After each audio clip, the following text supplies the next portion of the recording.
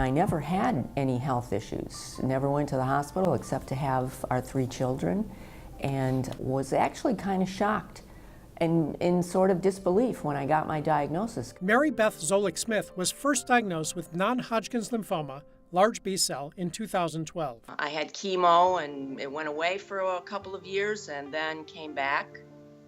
And then I had a stem cell transplant that didn't work. And then I got a little panicky about what was going to be my next step because there aren't a lot of options after that. CAR T-cell represents a completely new and different way of treating cancer. Dr. Brian Hill is a hematologist-oncologist at the Cleveland Clinic Taussig Cancer Center. Instead of using surgery or radiation or medications to treat cancer, it's actually harnessing the power of the patient's own immune system, which is new and different. CAR T is where they take your T cells out of your body, then they send them to a lab where they beef them up.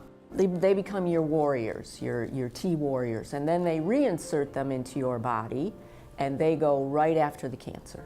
The remarkable thing about this treatment is that it's a single treatment. Patients need to stay in the hospital the entire time, up to 2 weeks, because of potential side effects like fever and low blood pressure. When Zolik-Smith received CAR T-cell therapy, it was still in clinical trials, but now the treatment is FDA approved for certain cancers. I was in the hospital about 2 weeks at the Cleveland Clinic, and I came home, and then I went in for my first CT scan, and it was the greatest news ever. Dr. Hill came in and said, complete response. You responded completely. There's nothing there. We don't see anything. One thing to be aware of is that this isn't for everyone. So this is, again, for patients only with the approved diagnoses of acute lymphoblastic leukemia, or ALL, in patients under the age of 25, or patients with a form of lymphoma called diffuse large B-cell lymphoma.